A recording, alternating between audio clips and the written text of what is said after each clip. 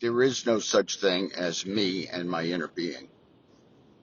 My inner being and me are one thing. There is no separation. There is no separation between what I call me and anything, as a matter of fact. In truth, because of perception, I can only see and perceive and feel what I feel, not what others feel, not what anything on this planet feels, not what an animal feels, not what my girlfriend feels, not what my wife feels, not what my mother feels, not what anyone else feels. Only what I feel.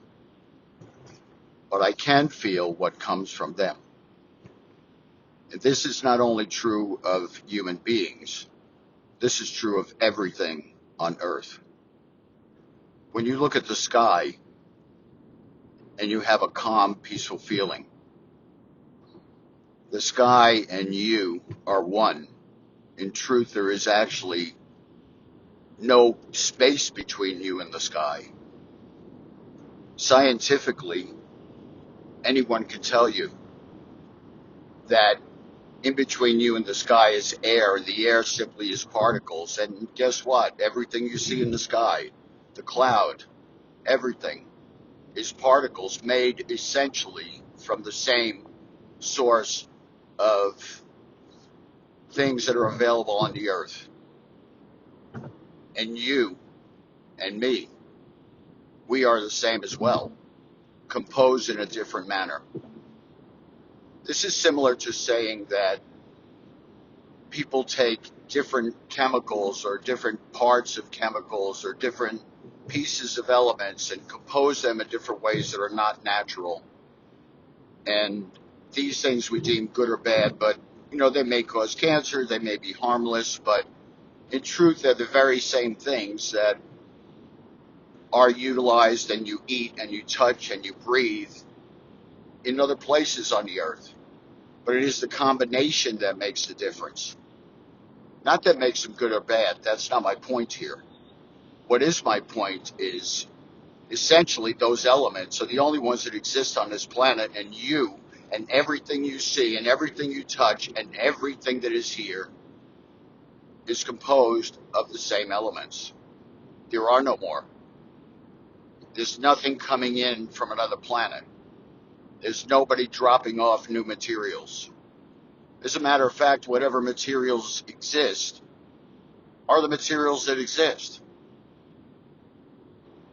Now we say, wow, that's a heck of a concept, because wouldn't we run out? Well, I guess maybe if there was some finite supply, this would be true. These are the ideas that people wrestle with when they say, well, how can there be anything such as reincarnation? Because it implies that there's a limited number of souls or a limited number of essences or whatever it is you want to call it. There's a limited number, so therefore the earth keeps having more and more people on it. So how does that work? Well, it works because it is not limited. It is infinite. Infinite. The thing that made all of this is infinite. Now, to us, this seems to be that these things are created from nothing. And in truth, I have no clue where we come from, and neither do you. And neither does anyone else, by the way. Now, I listen to a number of things. I listen to yogis. I listen to Abraham. I've listened to Eckhart Tolle. I've read The Course in Miracles. I've read the Urantia book. I've read the Bible. I've read the Gospels of Thomas. I've read so many things, and all these things have helped me to feel better. However, they're all filtered through the perception of the individual. And this is something that I try very hard to remember. Because it is not for me to know. It's not important for me to know. It's important for me to know that it exists and that I can use it. I can use it for my benefit at all times. I can use it in any way I wish because it's been provided for me in that way. There are no limitations. It is infinite. Everything and anything you've ever wanted to be is out there for you to be. All you have to do is be it. Now, herein lies the rub. Do you believe you can be it? Do you somehow believe that other people are blessed and you are not? Do you somehow think that you had an unfortunate set of parents, an unfortunate childhood, someone had it better than you? You were pretty good, actually, but theirs was better. Do you believe that they were born with a silver spoon in their mouth? Do you believe that people have advantages that you do not have? Now, look, there is such a thing, I think. This is just a thing that I kind of believe. I don't know that I really truly hold on to anything anymore. But maybe there's such a thing as genetics, but there are also children that are born into certain situations whose parents have certain diseases, and children who never contract those diseases. There are children who are born into bad situations in a household, and yet they live a normal life. Conversely, there are people that are born into a wonderful household and they lead a horrible life. It's up to the individual.